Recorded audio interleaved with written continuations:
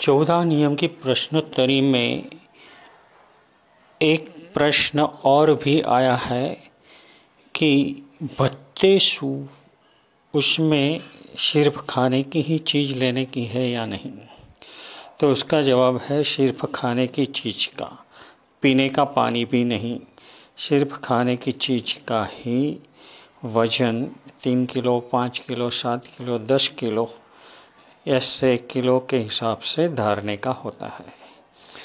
उसी का दूसरा प्रश्न है कि अपकाय में यानी कि जल में सिर्फ पीने का ही पानी लेने का है या स्नान, कपड़ा धोना, वॉशरूम वगैरह ये सब पानी भी उसमें गिनने का है। तो उसका जवाब यह है कि अपकाय में पीने का पानी भी लेने का है और उसके सिवाय हमारे अंगत उपयोग में आने वाला जो पानी है उसका भी वहाँ पर नियम अपकाय में ही लेने का है।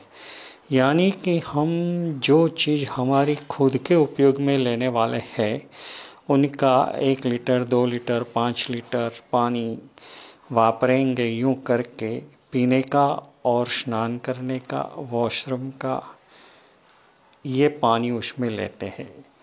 मगर कपड़ा सामूहिक रीत से धोया जाता है तो जो चीज़ सामूहिक रीत से की जाएगी उसमें किस तरह से धारने का, तो घर के जितने भी सदस्य हो और उसमें जितना भी पानी का उपयोग हुआ हो उसका घर के सदस्यों के हिसाब से डिवीज़न करके उसमें कितना पानी का उपयोग हमारे हिसाब से हुआ है वो हमें नक्की कर लेने का है और वो इस तरह से भी धारने का रहता है।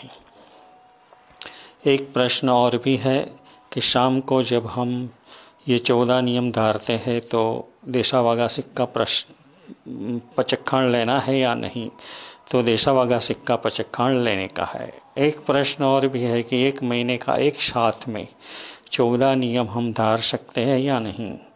तो 14 नियम 1 महीने का एक साथ में धार सकते हैं, मगर रोज़ उसको धारने का और संक्षेप करने का तो बाकी ही रहता है। इसलिए वो हमें बराबर याद रह सकता हो तो ही 1 महीने का एक साथ में ले लेने का, नहीं तो फिर रोज़ का रोज़ ही धारना वो ही अच्छा रहेगा।